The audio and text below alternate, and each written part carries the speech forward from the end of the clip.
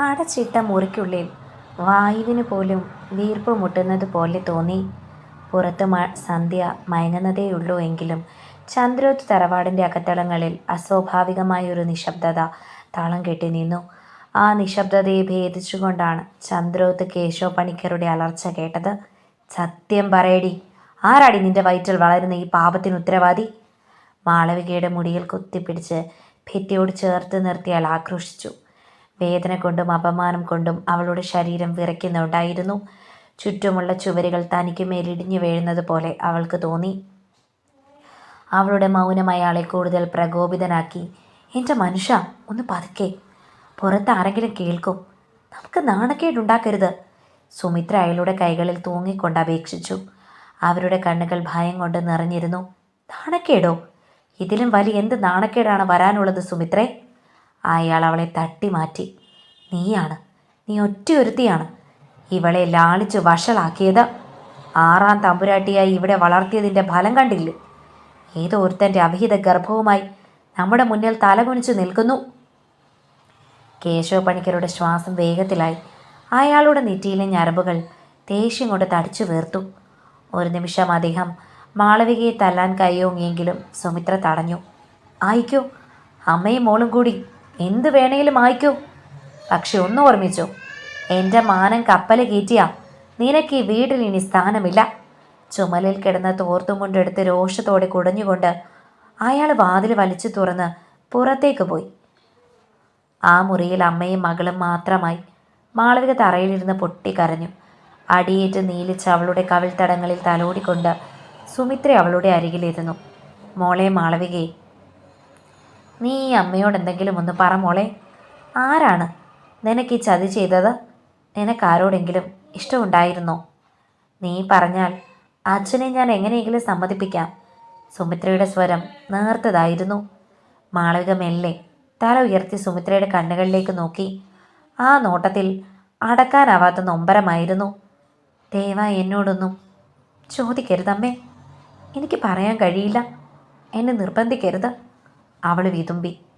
പിന്നെ നിന്റെ ഉദ്ദേശം എന്താണ്? അച്ഛനില്ലാത്ത ഈ കുഞ്ഞിനെ പ്രസവിച്ച് വളർത്താമെന്നോ? എത്ര നാൾ നമുക്കിത് നാട്ടുകാരുടെ മുന്നിൽ നിന്ന് ഒളിച്ചു വെക്കാൻ കഴിയും? സുമിത്രയുടെ ചോദ്യത്തിന് മുന്നിൽ അവൾക്ക് മറുപടി ഉണ്ടായിരുന്നില്ല. തൻ്റെ ഉള്ളിൽ തുടിക്കുന്ന ജീവനെ ചേർത്ത് പിടിച്ച് അവൾ ആ മുറിയുടെ ഇരുളിലേക്ക് നോക്കിയിരുന്നു. നാഴികകൾ കടന്നുപോയി. സിംഹത്തെ പോലെ മുറ്റത്തുലാത്തുകയായിരുന്നു കേശവ പണിക്കർ. സുമിത്ര പുറത്തേക്ക് വന്നപ്പോൾ അയാൾ തിരിഞ്ഞു നോക്കി. എന്തായി സുമിത്രേ? അവൾ വായ തുറന്നോ? ഇല്ല, അവളൊന്നും പറയുന്നില്ല. സുമിത്ര നിസ്സഹായിയായി മറുപടി നൽകി. പറയണ്ട, ഇനി എന്ത് വേണമെന്ന് എനിക്കറിയാം. അയാളുടെ സ്വരത്തിൽ ഒരു കടുപ്പമുണ്ടായിരുന്നു. സുമിത്ര പരിഭ്രമത്തോടെ അയാളെ നോക്കി. വടക്കുംപാട്ടെ കല്യാണിയുടെ പൊട്ടൻ ചെക്കൻ അഭിമന്യുവിനെ നിനക്കറിയില്ലേ? അവന് പെണ്ണ് നോക്കുന്നുണ്ടെന്ന് കേട്ടു. 5 തലമുറയ്ക്ക് തിന്നു തീർക്കാൻ മാത്രമുള്ള സ്വത്തുണ്ടാ തറവാട്ടിൽ. മാളവികയോട് ഒരുങ്ങിയിരിക്കാൻ പറഞ്ഞേക്ക്. എനിക്കിനി അതേ വഴിയുള്ളൂ. സുമിത്രയുടെ കണ്ണുകൾ വിടർന്നു. നിങ്ങൾ എന്തായി പറയുന്നത്? മാളവിക നമ്മുടെ മോളല്ലേ? ആ പാവം പയ്യൻ അവളെ കെട്ടിച്ചു കൊടുക്കണമെന്നോ? ഇല്ല, ഞാൻ സമ്മതിക്കില്ല. എൻ്റെ മോളുടെ ജീവിതം ഇങ്ങനെ കുരുതി കൊടുക്കാൻ എനിക്ക് പറ്റില്ല. പിന്നെ ഞാൻ എന്ത് ചെയ്യണം? പണിക്കർ അലറി. അവളെ തല്ലിക്കൊന്ന് അമ്പലക്കുളത്തിൽ താഴ്ത്തണോ? അതോ നാണം കെട്ട് നമ്മളെല്ലാവരും വിഷം കഴിക്കണോ? അവൻ അത്രയ്ക്ക് പൊട്ടനൊന്നുമല്ല സുമിത്രേ. ഒരു കുഞ്ഞിൻ്റെ നിഷ്കളങ്കതയാണ് അവന്.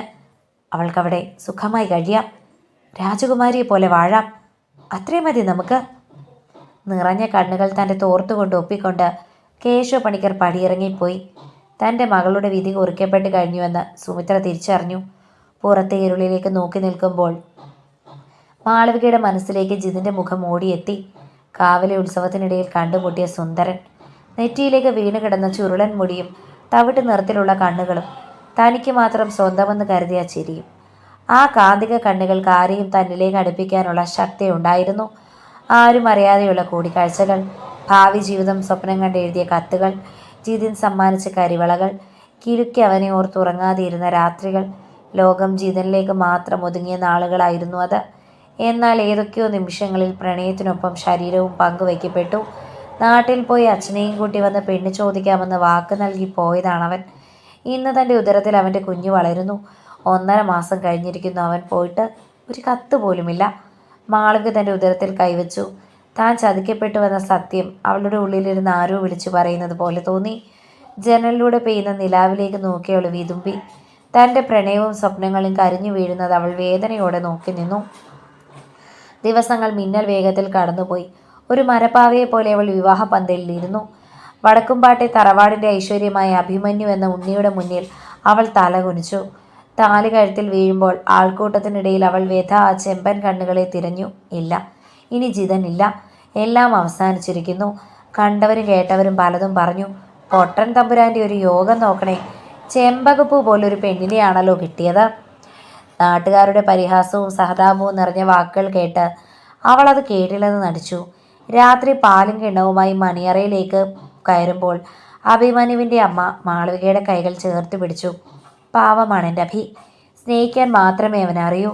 നാട് മുഴുവൻ അവനെ പൊട്ടനെന്ന് വിളിച്ചോട്ടെ, പക്ഷെ മോൾ അങ്ങനെ കാണരുത്. എൻ്റെ മോൻ ആവശ്യമുള്ള തിരിച്ചറിവൊക്കെ അവൻ മോളെ പൊന്നുപോലെ നോക്കും. ആ വാക്കുകൾ മാളവികയുടെ ഉള്ളിൽ ഒരു നേർത്ത നൊമ്പരമായി പടർന്നു. അവൾ പതുക്കെ മുറിക്കുള്ളിലേക്ക് നടന്നു. വെളുത്ത നിറമുള്ള ആർക്കും ഓമനത്വം തോന്നുന്ന മുഖമായിരുന്നു അഭിമന്യുവിൻ്റേത്. ഒറ്റ നോട്ടത്തിൽ ബുദ്ധിമാന്യമുണ്ടെന്ന് ആരും പറയില്ല. വൃത്തിയുള്ള വസ്ത്രം, നെറ്റിയിൽ ഭസ്മക്കുറി, നിഷ്കളങ്കമായൊരു ചിരി. അഭിമന്യു അവളെ നോക്കി ചിരിച്ചു. അവൾ നീട്ടിയ പാല് ഒരൊറ്റ വലിക്ക് കുടിച്ചു തീർത്ത ശേഷം അവൻ അവളുടെ അരികിലേക്ക് വന്നു. നിഷ്കളങ്കമായ ആ ചിരിക്ക് പിന്നിൽ താൻ ഒളിപ്പിച്ചു വെച്ച രഹസ്യങ്ങൾ മാളവികയെ ശ്വാസം മുട്ടിച്ചു. ഇരുളിൽ പെയ്യുന്ന മഴയെ നോക്കിക്കിടക്കുമ്പോൾ അവൾ അറിയുകയായിരുന്നു, തൻ്റെ ജീവിതം ഇനി വലിയ തറവാട്ടിലെ 4 ചുവരുകൾക്കുള്ളിലാണെന്ന്. അവിടെ സ്നേഹമുണ്ട്, പക്ഷെ സത്യമില്ല. അവിടെ ജീവിതമുണ്ട്, പക്ഷെ അവളുടെ ജിതനില്ല. വടക്കുംപാട്ടെ വലിയ നാലുകെട്ടിൻ്റെ ഉമ്മറത്ത് പുലരി വെളിച്ചം വീഴുമ്പോൾ മാളവിക ഉണർന്നത് നെഞ്ചിൽ വല്ലാത്തൊരു ഭാരത്തോടെയാണ്. കഴിഞ്ഞ രാത്രിയിലെ സംഭവങ്ങൾ ഒരു സ്വപ്നം പോലെ അവളുടെ മുന്നിൽ മിന്നിമറഞ്ഞു. തൻ്റെ ജീവിതം അവിചാരിതമായി ചെന്നുപെട്ട ഈ വലിയ വീട്ടിൽ പുറമേ കാണുന്ന ശാന്തതയ്ക്ക് പിന്നിൽ ഒരു വലിയ കടൽ ഇരുമ്പുന്നുണ്ടെന്ന് അവൾ തിരിച്ചറിഞ്ഞു. അരികിൽ നിഷ്കളങ്കമായി ഉറങ്ങുന്ന അഭിമന്യുവിനെ അവൾ നോക്കി. അവൻ്റെ ശ്വാസോച്ഛ്വാസത്തിന് ഒരു കൊച്ചു കുഞ്ഞിൻ്റെ താളമായിരുന്നു. ലോകത്തിലെ കപടതകളോ ചതികളോ തൊട്ട് തീണ്ടാത്ത ആ മുഖം നോക്കുമ്പോൾ മാളവികയ്ക്ക് സ്വന്തം ഉള്ളിലെ രഹസ്യം ഒരു കനലായി തോന്നി. അവൾ മെല്ലെ എഴുന്നേറ്റ് ജനാലയ്ക്കൽ ചെന്നു നിന്നു. പുറത്ത് വലിയ മാവുകളും പ്ലാവുകളും നിറഞ്ഞ തൊടി. മഞ്ഞുമൂടിയ പ്രഭാതത്തിൽ പക്ഷികളുടെ കളകൂജനം കേൾക്കാം. പക്ഷെ മാളവികയുടെ കാതുകളിൽ മുഴങ്ങുന്നത് ജിതിൻ്റെ ചിരിയും അവൻ അവസാനമായി പറഞ്ഞ വാക്കുകളുമായിരുന്നു. മാളു, നീ എന്തിനാ പേടിക്കുന്നത്? ഞാനില്ലേ കൂടെ. കാവിലെ ആൾത്തറയിലിരുന്ന ജിതിൻ അവളുടെ കൈകൾ ചേർത്ത് പിടിച്ചു പറഞ്ഞത് ഇപ്പോഴും പച്ചയായി നിൽക്കുന്നു.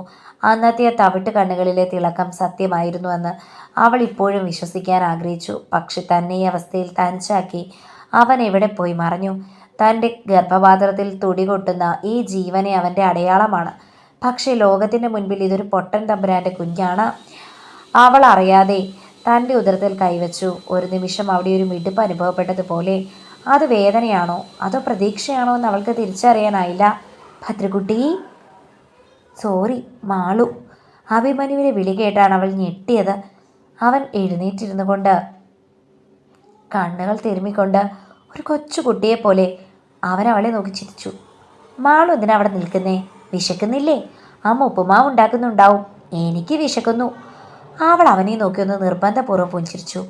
ഇപ്പം വരാം, ഞാനൊന്ന് കുളിക്കട്ടെ. അഭിമന്യു ചാടി എഴുന്നേറ്റു. ഞാൻ സഹായിക്കണോ? ഞാൻ പണ്ട് കുളത്തിൽ തനിയെ നീന്താറുണ്ട്. പക്ഷെ അമ്മ സമ്മതിക്കില്ല. ഞാൻ മുങ്ങിപ്പോകുമെന്ന് പറയും. മാളുവിന് നീന്താൻ അറിയാമോ? അവൻ്റെ സംസാരത്തിലെ നിഷ്കളങ്കത മാളവിക ഒരു നിമിഷം തളർത്തിക്കളഞ്ഞു. ഈ മനുഷ്യനോടാണ് താൻ വലിയൊരു ചതി ചെയ്യുന്നത്. അവൻ തൻ്റെ ഭർത്താവാണ്, പക്ഷെ തൻ്റെ കുഞ്ഞിൻ്റെ അച്ഛനല്ല. ആ സത്യം അവളുടെ തൊണ്ടയിൽ ഒരു മുള്ളു പോലെ തറഞ്ഞു നിന്നു. അടുക്കളയിൽ അഭിമന്യുവിൻ്റെ അമ്മ പാർവതിയമ്മ തിരക്കിലായിരുന്നു. മാളവിക അവിടേക്ക് ചെന്നപ്പോൾ അവർ സ്നേഹത്തോടെ അവളെ നോക്കി. മോൾ ഉണർന്നു? നന്നായി ഉറങ്ങിയോ? അഭി ശല്യമൊന്നും ചെയ്തില്ലല്ലോ അല്ലേ? ഇല്ലമ്മേ, മാളവിക തല താഴ്ത്തി പറഞ്ഞു. അവന് ബുദ്ധിക്കൊരല്പം കുറവുണ്ടെന്നേ ഉള്ളൂ മോളെ. പക്ഷെ സ്വർണ്ണമാണ് അവൻ്റെ മനസ്സ്. ദേഷ്യം എന്താണെന്ന് അവൻ അറിയില്ല. ആരെയും വേദനിപ്പിക്കില്ല. ഈ തറവാടിൻ്റെ ഐശ്വര്യം ഇനി നിൻ്റെ കൈകളിലാണ്. പാർവതി അമ്മളുടെ അമ്മ അവളുടെ തലയിൽ തലോടി. അവർ നൽകിയ ചായയുമായി മാളവിക ഉമ്മറത്തെ കോലായിലേക്ക് നടന്നു. അവിടെ വലിയ ചാരുകസേരയിൽ അഭിമന്യുവിൻ്റെ അമ്മാവൻ പത്മനാഭൻ ഇരിക്കുന്നുണ്ടായിരുന്നു. കണിശക്കാരനായ ഒരു കാരണവർ. മാളവികയെ കണ്ടപ്പോൾ അയാളുടെ നോട്ടമൊന്ന് കൂർത്തു. നീയാണല്ലേ പുതിയ പെണ്ണ്? ചന്ദ്രോത്ത് തറവാട്ടിലെ അന്തസ്സ് ഇവിടെയും കാത്തു സൂക്ഷിക്കണം. ഉണ്ണിക്ക് ചിലപ്പോഴൊക്കെ കുട്ടികളി കൂടും, അതൊക്കെ സഹിക്കണം. മാളവിക ഒന്നും മിണ്ടാതെ അകത്തേക്ക് കയറിപ്പോയി. ഓരോ നിമിഷവും അവൾക്ക് ആ വീട് വീർപ്പുമുട്ടലായി മാറി. വടക്കുംപാട്ടെ ഐശ്വര്യം വിഴിഞ്ഞു തുളുമ്പുന്ന ആ നാലുകെട്ടിൽ താനൊരു കള്ളിയാണെന്ന് അവൾക്ക് തോന്നി. ദിവസങ്ങൾ നീങ്ങവേ മാളവിക ആ തറവാട്ടിലെ ജീവിതവുമായി പൊരുത്തപ്പെടാൻ ശ്രമിച്ചു. അഭിമന്യു എപ്പോഴും അവളുടെ പിന്നാലെ കൂടും. അവൾ പൂ പറിക്കാൻ പോകുമ്പോഴും കുളത്തിൽ തുണിയലക്കാൻ പോകുമ്പോഴും അവൻ കൂടെ ഉണ്ടാവും. അവൾക്ക് വേണ്ടി പൂക്കൾ പറിച്ചു നൽകും. വികലമായ വാക്കുകളിൽ കഥകൾ പറഞ്ഞു കൊടുക്കും. ഒരു ദിവസം വൈകുന്നേരം തൊടിയിലെ ഊഞ്ഞാലിലിരിക്കായിരുന്നു മാളവിക. സൂര്യൻ അസ്തമിക്കാനൊരുങ്ങുന്നു. ആകാശത്തിന് ജിതിൻ്റെ കണ്ണുകളുടെ നിറമായിരുന്നു. മാളു, എന്തിനാ കരയുന്നത്? അഭിമന്യു അവളുടെ അരികിൽ വന്നിരുന്നു. അവൾ അറിയാതെ അവളുടെ കണ്ണുകൾ നനഞ്ഞിരുന്നു. അവൾ വേഗം തുടച്ചു. കരഞ്ഞതല്ല, കണ്ണിൽ എന്തോ വീണതാ. നുണ. മാളു നുണ പറയുകയാ. അമ്മ പറയും സങ്കടം വരുമ്പോഴാ കണ്ണീന്ന് വെള്ളം വരുന്നതെന്ന്. മാളുവിന് വീട്ടിൽ പോണോ? ഞാൻ കൊണ്ടുപോകാം, പക്ഷെ അമ്മയോട് ചോദിക്കണം. അവൻ അവളുടെ കൈകൾ മെല്ലെ പിടിച്ചു. ആ സ്പർശനത്തിൽ ലൈംഗികതയോ ആഗ്രഹങ്ങളോ ഉണ്ടായിരുന്നില്ല, മറിച്ചൊരുറ്റ സുഹൃത്തിൻ്റെ കരുതൽ മാത്രമായിരുന്നു. മാളവികയ്ക്ക് ആ നിമിഷം അവനോട് വല്ലാത്തൊരു അനുതാപം തോന്നി. അഭിക്കെന്നെ ഇഷ്ടമാണോ? അവൾ വെറുതെ ചോദിച്ചു. പിന്നില്ലാതെ, കുന്നോളം ഇഷ്ടമാണ്. അമ്മാവൻ പറഞ്ഞതേ മാളുവിൻ്റെ ഭാര്യയാണെന്നാണ്. ഭാര്യ എന്ന് വെച്ചാൽ അമ്മയെ പോലെ എപ്പോഴും കൂടി ഉണ്ടാവുന്ന ഒരാളാണെന്ന്. മാളുവിനെ ഇട്ടിട്ട് പോകില്ലല്ലോ. അവൻ്റെ ആ നിഷ്കളങ്കമായ ചോദ്യത്തിന് മുന്നിൽ മാളവിക മൗനം പാലിച്ചു. താൻ ഇവിടെ നിൽക്കുന്ന അവനെ സ്നേഹിച്ചല്ല, മറിച്ച് തൻ്റെ പാപങ്ങൾ മറയ്ക്കാനാണെന്ന സത്യം അവനോട് എങ്ങനെ പറയും? അന്ന് രാത്രിയിൽ അപ്രതീക്ഷിതമായി മാളവികയ്ക്ക് അസ്വസ്ഥത തോന്നി. വയറ്റിലൊരു പിരിമുറുക്കം. അവൾ ഓടി പുറത്തെ കിണറ്റിൻ കരയിലേക്ക് ചെന്നു. നിർത്താതെ ഛർദ്ദിച്ചു. പാർവതിയമ്മ ഓടി വന്ന് അവളുടെ പുറത്ത് തടവി. അവരുടെ മുഖത്ത് വല്ലാത്തൊരാകാംക്ഷയും സന്തോഷവും മിന്നി പറഞ്ഞു. മോളെ മാളവികെ, നിനക്ക് വിശേഷം വല്ലതും ഉണ്ടോ? മാളവിക മറുപടി നൽകിയില്ല. അവൾ കിണറ്റിലെ വെള്ളം കോരി മുഖം കഴുകി. പാർവതിയമ്മയുടെ സന്തോഷം കണ്ടപ്പോൾ അവൾക്ക് ഭയം തോന്നി. അവരോടിപ്പോയി അഭിമന്യുവിനെ വിളിച്ചുണർത്തി. ഉണ്ണി, നീ അച്ഛനാകാൻ പോകുന്നു. നമ്മുടെ തറവാട്ടിലൊരു ഉണ്ണിവാവ വരാൻ പോകുന്നു. അഭിമന്യു ഉറക്കിപ്പിച്ചിൽ കണ്ണുകൾ തിരുമ്മിക്കൊണ്ട് ചിരിച്ചു. വാവയോ? എവിടെയമ്മേ വാവ? മാളുവിൻ്റെ വയറ്റിൽ. അവിടെയാണ് വാവ ഇരിക്കുന്നത്. മാളുവിൻ്റെ വയറ്റിൽ? അഭിമന്യു അത്ഭുതത്തോടെ മാളവികയുടെ അടുത്തേക്ക് വന്നു. അവൻ അവളുടെ വയറിലേക്ക് കൗതുകത്തോടെ നോക്കി. മാളു, വയറ്റിൽ വാവയുണ്ടോ? എനിക്ക് കാണിച്ചു തരുമോ? മാളവിക ആ തറവാടിൻ്റെ തൂണിൽ ചാരി നിന്നു. പുറത്ത് മഴ പെയ്യാൻ തുടങ്ങിയിരുന്നു. ഓരോ ഇടിമിന്നലിലും തൻ്റെ ജീവിതം കത്തിയമരുന്ന പോലെ അവൾക്ക് തോന്നി. ഈ കുഞ്ഞിൻ്റെ അവകാശം അഭിമന്യു ഏറ്റെടുക്കുമ്പോൾ തൻ്റെ ഉള്ളിലെ ജിതിൻ എന്ന കാമുകൻ എന്നേക്കുമായി മരിക്കുകയാണെന്ന് അവൾ അറിഞ്ഞു. പെട്ടെന്ന് പടിപ്പുരയ്ക്കൽ ആരോ നിൽക്കുന്നത് പോലെ മാളവികയ്ക്ക് തോന്നി. മിന്നൽ വെളിച്ചത്തിൽ അവൾ കണ്ടു നനഞ്ഞു കുതിർന്ന് നിൽക്കുന്ന ഒരു രൂപം, ജിതിൻ. അവളുടെ ഹൃദയം നിലച്ചുപോയി. അവൻ തിരിച്ചു വന്നിരിക്കുന്നു. പക്ഷെ ഇപ്പോൾ എന്തിന്? മഴ കനക്കുകയായിരുന്നു.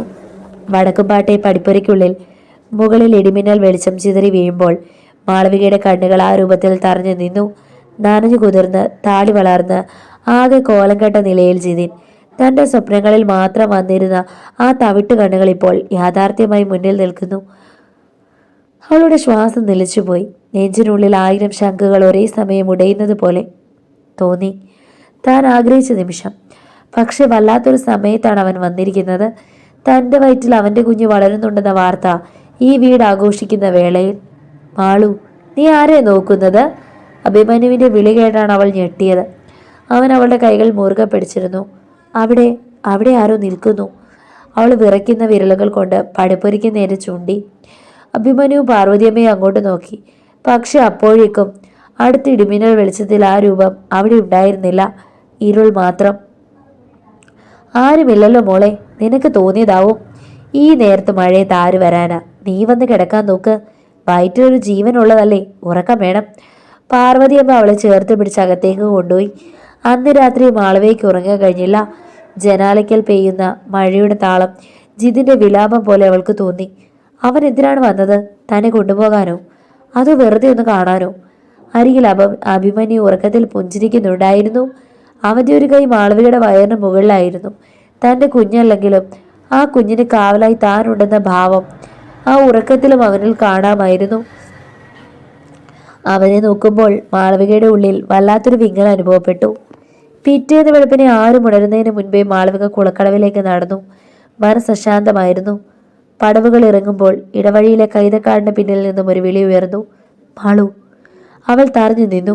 ഹൃദയം തൊണ്ടക്കുഴിയിൽ വന്നിടിച്ചു. ആ കൈതക്കാടിനിടയിൽ നിന്നും ജിതിൻ പുറത്തേക്ക് വന്നു. ജിതിൻ, നീ? അവൾക്ക് വാക്കുകൾ കിട്ടിയില്ല. അവൻ അവളുടെ അടുത്തേക്ക് ഓടി വന്നു.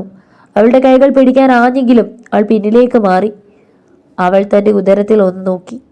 ജിതിൻ്റെ കണ്ണുകളും അങ്ങോട്ട് നീണ്ടു. എനിക്കറിയാം മാളു, ഞാൻ എല്ലാം അറിഞ്ഞു. നിന്റെ വിവാഹം കഴിഞ്ഞതും നീ ഗർഭിണിയായതും എല്ലാം. എന്നോട് ക്ഷമിക്കണം. എനിക്ക് വരാൻ കഴിഞ്ഞില്ല. വീട്ടിലവർ എന്നെ പൂട്ടിയിട്ടു. നിർബന്ധിച്ച് മറ്റൊരു വിവാഹത്തിന് സമ്മതിപ്പിച്ചു. പക്ഷെ എനിക്ക് നിന്നെ മറക്കാൻ കഴിഞ്ഞില്ല മാളു. ഞാൻ എല്ലാം ഉപേക്ഷിച്ച് വന്നതാണ്. നീ എന്നോട് വരണം. മാളവികയുടെ കണ്ണുകളിൽ നിന്ന് കണ്ണുനീരൊഴുകി. ഇപ്പോഴാണോ ജിതിൻ നിനക്കെന്നെ ഓർമ്മ വന്നത്? എൻ്റെ അച്ഛൻ എന്നെ തല്ലി ചതച്ചപ്പോൾ, നാണക്കേട് ഭയന്ന് എന്നെ ഈ വീട്ടിലേക്ക് തള്ളിവിട്ടപ്പോൾ നീ എവിടെയായിരുന്നു? ഈ കുഞ്ഞിനെ നീ ഓർക്കുന്നുണ്ടോ? ഇതിൻ്റെ അച്ഛൻ നീയാണെന്ന് ലോകത്തോട് വിളിച്ചു പറയാൻ നിനക്ക് ധൈര്യമുണ്ടോ? ജിതിൻ തല താഴ്ത്തി. എനിക്കറിയാം ഞാൻ തെറ്റുകാരനാണെന്ന്. പക്ഷേ ഈ കുഞ്ഞിനെ മറ്റൊരുവൻ്റെ പേരിൽ വളർത്താൻ നിനക്ക് എങ്ങനെ കഴിയും? അതുമാ പൊട്ടൻ്റെ കൂടെ. നിർത്ത്! മാളവിക ആക്രോശിച്ചു. അഭിമന്യുവിനെ നീ അങ്ങനെ വിളിക്കരുത്. അവൻ നിന്നെപ്പോലെ ചതിയനല്ല. ലോകം അവനെ പൊട്ടനെന്ന് വിളിക്കുമ്പോഴും അവനാണ് എനിക്ക് തലചായ്ക്കാൻ ഒരിടം തന്നത്. എൻ്റെ പാപങ്ങൾ ഏറ്റെടുക്കാൻ തയ്യാറായ ഒരേ ഒരു മനുഷ്യൻ അവനാണ്. നീ പറയുന്ന എന്താണെന്ന് നിനക്ക് ബോധ്യമുണ്ടോ മാളു? നീ അവനെ സ്നേഹിച്ചു തുടങ്ങിയോ? ജിതിൻ്റെ സ്വരത്തിൽ അസൂയ കലർന്നിരുന്നു. അറിയില്ല. പക്ഷെ എനിക്ക് നിൻ്റെ കൂടെ വരാൻ കഴിയില്ല. ഞാൻ ഇന്നും പടക്കുംപാട്ടെ മരുമകളാണ്. അഭിമന്യുവിൻ്റെ ഭാര്യയാണ്. നീ പൊയ്ക്കോ ജിതിൻ. ഇനി നമ്മൾ തമ്മിൽ കാണണ്ട. മാളവിക തിരിഞ്ഞു നടന്നു. പക്ഷേ ജിതിൻ അവളെ തടഞ്ഞു. ഇന്ന് രാത്രി ഞാൻ പടിപ്പുരയ്ക്കലുണ്ടാവും. നീ വരണം. നമ്മുടെ കുഞ്ഞുമായി നമുക്ക് ദൂരേക്ക് പോകാം. വരാതിരുന്നാൽ ഞാൻ ആ വീട്ടിലേക്ക് കയറി വരും. എല്ലാവരോടും സത്യം വിളിച്ചു പറയും. അവൻ അത്രയും പറഞ്ഞ് ഇരുളിലേക്ക് മറഞ്ഞു. മാളവിക തളർന്ന് കുളപ്പടവിലിരുന്നു. ഒരു വശത്ത് താൻ പ്രാണനെ പോലെ സ്നേഹിച്ച ജിതിൻ, മറുവശത്ത് തന്നെ പൊന്നുപോലെ നോക്കുന്ന നിഷ്കളങ്കനായ അഭിമന്യുവും അവൻ്റെ അമ്മയും. തൻ്റെ ഒരു തീരുമാനം വടക്കുംപാട്ടെയും ചന്ദ്രോത്തെയും അന്തസ്സ് തകർക്കും. ആ ദിവസം മുഴുവൻ മാളവിക ഒരു ഭ്രാന്തിയെപ്പോലെ നടന്നു. ഒന്നും കഴിച്ചില്ല, ആരോട് സംസാരിച്ചില്ല. അഭിമന്യു ചുറ്റും വട്ടം കറങ്ങി. മാളൂന് വയ്യാത്തതാണോ? വാവറ്റൊഴിച്ചോ? ഞാൻ വയറ്റിൽ ഉമ്മ കൊടുക്കണോ? അവൻ കൊഞ്ചലോട് ചോദിച്ചു. മാളവിക അവനെ ദേഷ്യപ്പെട്ട് തള്ളി മാറ്റി. നീ ഒന്ന് പോയി തരുമോ അഭി? എനിക്ക് ആരെയും കാണണ്ട. അഭിമന്യുവിൻ്റെ മുഖം വാടി. ഒരു കൊച്ചുകുട്ടിയെപ്പോലെ അവൻ്റെ ചുണ്ട് വിറച്ചു. അവനൊന്നും മിണ്ടാതെ മുറിയിൽ നിന്നും പുറത്തേക്ക് പോയി. അത് കണ്ടപ്പോൾ മാളവിക്ക് തന്നോട് തന്നെ വെറുപ്പ് തോന്നി. രാത്രിയായി. വീട് മുഴുവൻ ഉറക്കത്തിലേക്ക് വഴുതി വീണു. മാളവിക ഒരു ചെറിയ ഭാണ്ഡത്തിൽ തൻ്റെ തുണികൾ അടുക്കി വെച്ചു. ജിതിൻ പറഞ്ഞതുപോലെ പോയാലോ? തൻ്റെ കുഞ്ഞിന് യഥാർത്ഥ അച്ഛനെ കിട്ടില്ലേ? അവൾ പതുക്കെ വാതിൽ തുറന്ന് പുറത്തിറങ്ങി. കോലായിൽ അഭിമന്യു കിടക്കുന്നുണ്ടായിരുന്നു. അവൻ ഉറക്കത്തിൽ തൻ്റെ പേര് വിളിക്കുന്നത് അവൾ കേട്ടു. മാളു, വാവ വരും. അവളുടെ കാലുകൾ ഇടറി. പടിപ്പുര ലക്ഷ്യമാക്കി നടക്കുമ്പോൾ മഴ വീണ്ടും പെയ്യാൻ തുടങ്ങിയിരുന്നു. ദൂരെ പടിപ്പുരയ്ക്കിൽ ഒരു നിഴൽ കണ്ടു. ജിതിൻ കാത്തു നിൽക്കുകയാണ്. അവൾ പടിപ്പുരയുടെ അടുത്തെത്തി. പക്ഷേ അവിടെ വെച്ച് അവൾ തറഞ്ഞു നിന്നു. അവളുടെ ഉള്ളിലെ കുഞ്ഞൊന്നു ശക്തിയായി തുടിച്ചു. ആ മിടിപ്പിൽ അവളൊരു സത്യം തിരിച്ചറിഞ്ഞു. ജിതിൻ സ്നേഹിക്കുന്നത് അവളെയാണ്. പക്ഷേ അവൻ ആ കുഞ്ഞിനെ അംഗീകരിക്കുമോ? അതോ അവളുടെ ശരീരത്തിനായുള്ള വെറുമൊരു മോഹം മാത്രമാണോ ഇത്? അഭിമന്യുവിൻ്റെ നിഷ്കളങ്കമായ മുഖം അവളുടെ കണ്ണുകളിൽ മിന്നി മറഞ്ഞു. തൻ്റെ കുഞ്ഞിനെ തൊട്ടു കെഞ്ചി നിൽക്കുന്ന അവൻ്റെ ഒരു ചിത്രം. മാളു, വേഗം വരൂ. എൻ കൈ നീട്ടി. മാളവിക ഒരു നിമിഷം അവനെ നോക്കി. ശേഷം പിന്നിലേക്ക് തിരിഞ്ഞു. പടിപ്പുരയുടെ വാതിൽ അവൾ അകത്തു നിന്ന് ഭദ്രമായി പൂട്ടി. ഇല്ല ജിതിൻ, ഞാൻ വരുന്നില്ല. എൻ്റെ കുഞ്ഞിന് വേണ്ടതൊരച്ഛനെയാണ്. നിന്നെപ്പോലൊരു കാമുകനെയല്ല. എൻ്റെ അഭിമന്യുവാണ് ഇവൻ്റെ അച്ഛൻ. പുറത്ത് ജിതിൻ ആക്രോശിക്കുന്നത് അവൾ കേട്ടു. പക്ഷേ അവൾ അതൊന്നും കേട്ടില്ലെന്ന് നടിച്ചു. അകത്തേക്ക് നടന്നു. മുറിയിലെത്തി അവൾ ഉറങ്ങിക്കിടക്കുന്ന അഭിമന്യുവിൻ്റെ അരികിലേക്ക് ചേർന്ന് കിടന്നു. അവൻ്റെ നെഞ്ചിലെ ചൂടിൽ അവൾ തൻ്റെ മുഖം ഒളിപ്പിച്ചു. അന്നാദ്യമായി അവൾ ആ നാലുകെട്ടിനുള്ളിൽ സുരക്ഷിതയാണെന്നറിഞ്ഞു. താൻ തിരഞ്ഞെടുത്തത് പ്രണയത്തെയല്ല, മറിച്ച് തനിക്ക് അഭയം നൽകിയ സ്നേഹത്തെയാണ്. പുറത്തു മഴ തോർന്നിരുന്നു. പെയ്യാൻ വെമ്പുന്ന മറ്റൊരു പ്രഭാതത്തിനായി കാത്തിരിക്കുമ്പോൾ മാളവിക തൻ്റെ ഉദരത്തിൽ തലോടി പതുക്കെ പറഞ്ഞു, നമുക്കിതാണ് നല്ലത് വാവേ, നമ്മുടെ അച്ഛൻ ഇവിടെയുണ്ട്. ശുഭം.